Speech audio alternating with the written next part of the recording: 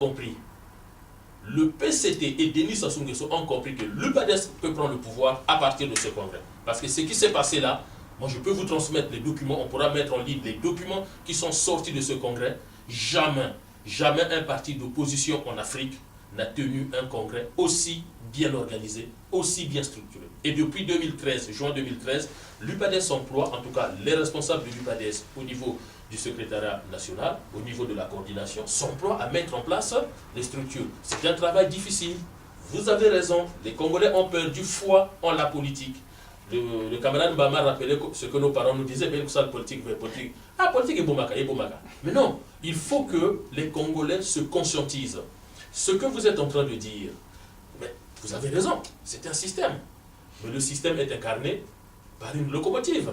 Parce que le pouvoir en Afrique, lisez Jean-Christophe Ruffin, hein, Jean-Christophe Ruffin, ancien ambassadeur de France au Sénégal, il a été nommé d'ailleurs par Sarkozy ambassadeur de France au Sénégal, parce qu'il a beaucoup écrit, et c'est lui qui parle de la politique du ventre. Hein, les hommes politiques africains, mais ça ce n'est pas que le Congo, qui passe d'un parti à un autre selon le parti qui est au pouvoir.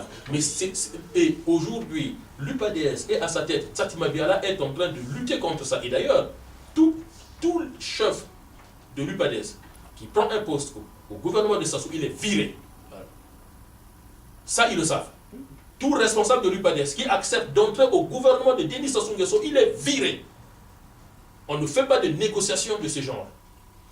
Donc, ceux qui l'ont fait par le passé, ça c'est leur problème. Mais aujourd'hui, l'UPADES, quand on dit oui, mais si l'UPADES prend le pouvoir, il fera quoi? Un, ce n'est pas là la question.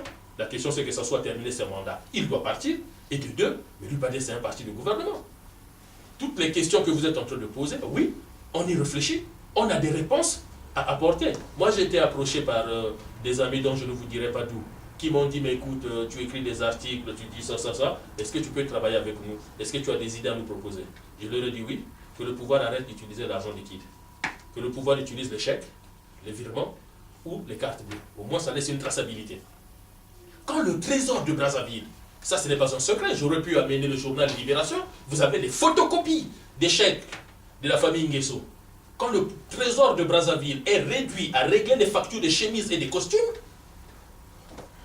excusez-moi, je ne suis pas spécialiste du trésor, je vous dis, mais attendez, le trésor d'un pays qui est réduit à régler les factures, le jour où on arrête un Tsuru, Sassou Nguesso c'est un expert, c'est une diversion. Le même jour, c'est le jour où le tribunal de Paris publie des arrêts pour les investigations sur les biens mal acquis. Le journal Libération de ce jour-là, je l'ai encore, je peux mettre les pages sur les nets, vous verrez. Et ce jour-là, pour faire diversion, c'est là où on accélère aussi l'arrestation. Et j'étais sur RFI, ceux qui écoutent souvent RFI, 8h30, journal de l'Afrique, il y avait une concomitance entre le journal de la presse et l'arrestation sur Tsuru, puisque tout de suite, je ne sais pas qui a appelé qui. Moi, j'ai suivi le coup de feu. Hein, c'est passé sur RFI disant qu'on vient arrêter. Donc, le système qui est aujourd'hui au Congo, nous savons, nous réfléchissons. Mais si le système existe, c'est qu'il y a des gens qui incarnent ce système-là.